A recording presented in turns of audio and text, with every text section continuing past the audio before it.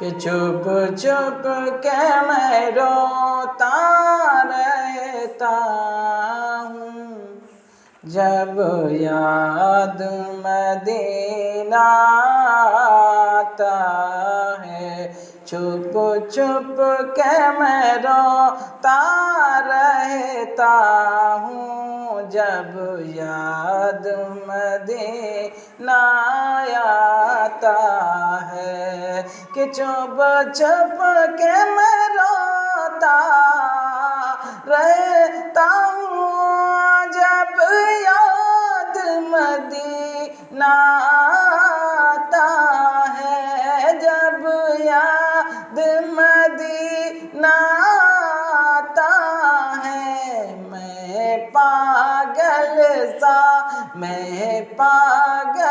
سا ہو جاتا ہوں جب یاد مدینہ آتا ہے، میں پاگل سا ہو جاتا ہوں جب یاد مدینہ آتا ہے۔ آج جمعہ کا دن ہے اور جمعہ کے دن مدرسے کے بچوں کا سوالات کا سیشن ہوتا ہے، اور آج 3 رمضان المبارک کا دن ہے کہ یا رسول اللہ صلی اللہ تعالی علیہ وسلم، ان کی مہک نے دل کے گنچے کھلا دیے ہیں، جس راہ چل گئے ہیں کوچے بسا دیے ہیں، جس راہ چل گئے ہیں کوچے بسا دیے ہیں، کہ اللہ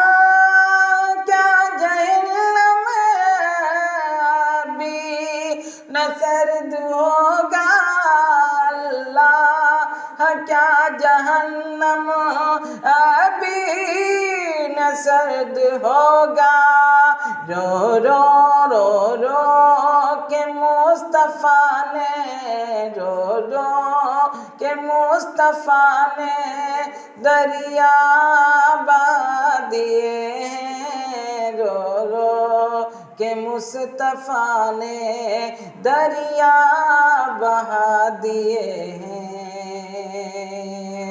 او ملک سکن کے سائی تم کو رضا مسلم، ملک سخن کے شاہی تم کو رضا مسلم، جس سمت آ گئے ہو، جس سمت آ گئے ہو سیکے بٹھا دیے ہیں،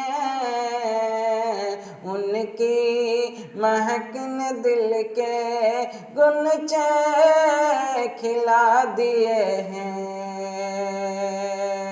حضور پاک صلی اللہ تعالی علیہ وسلم کا فرمان عالی شان ہے، العلم نور، علم حاصل کرو، علم ایک نور ہے۔ اس کا ترجمہ یہ ہے کہ علم نور ہے، اور نور جس کے پاس ہوتا ہے وہ صحیح راستے پہ ہوتا ہے، جس کے پاس نور نہیں، اب مثال طور پر آپ رات میں چل رہے ہیں اور آپ کے پاس اجالا نہیں ہے تو آپ پریشان ہو جائیں گے، آپ گھر کیسے جائیں گے؟ اس لیے نور ہونا چاہیے۔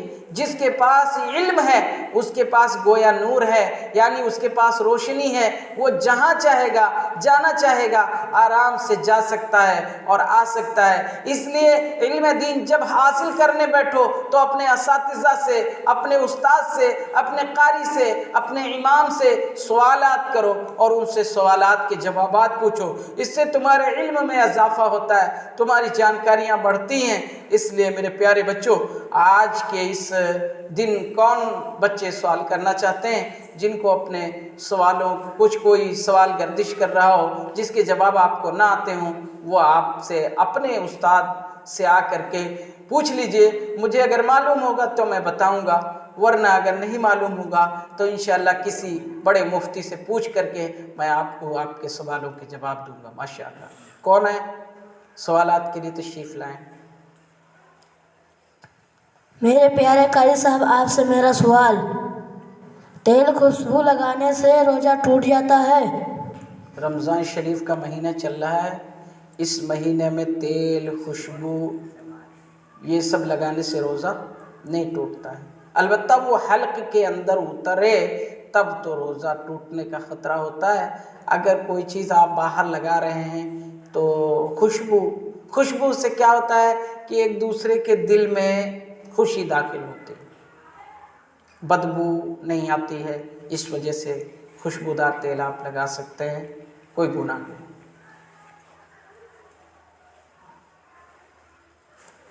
اور کوئی سوالات کرنا چاہیں اپنا نام بتائیں اور پھر اس کے بعد سوال کریں۔ میرا نام محمد سفیان رضا۔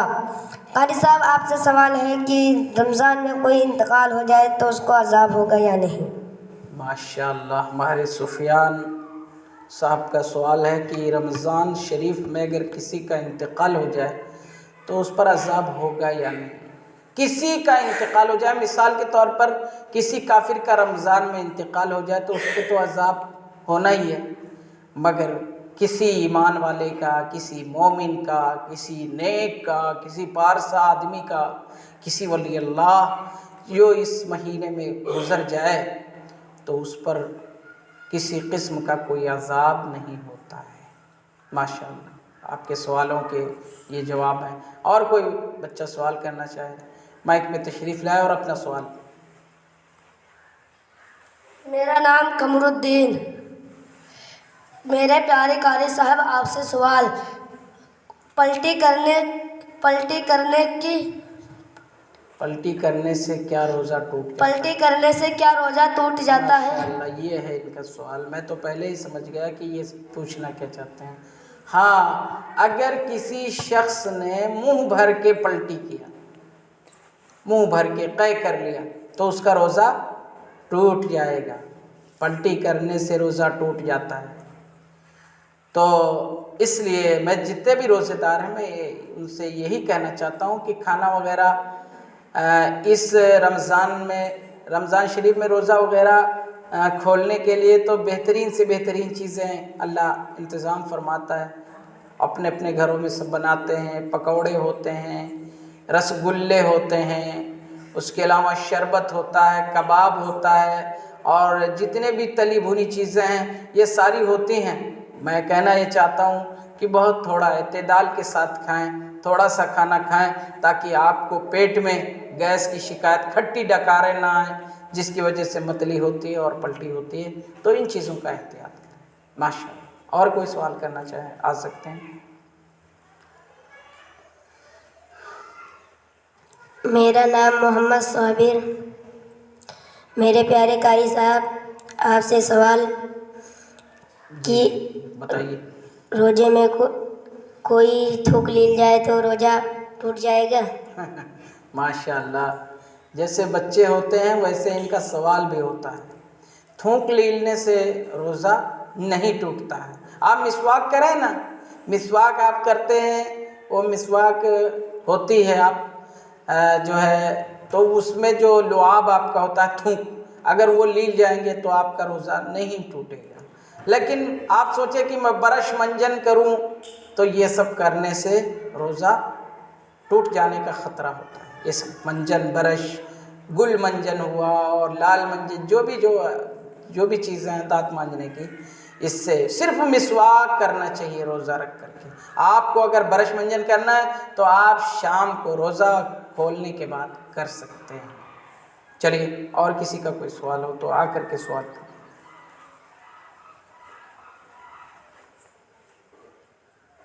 میرا نام محمد سفیان رضا۔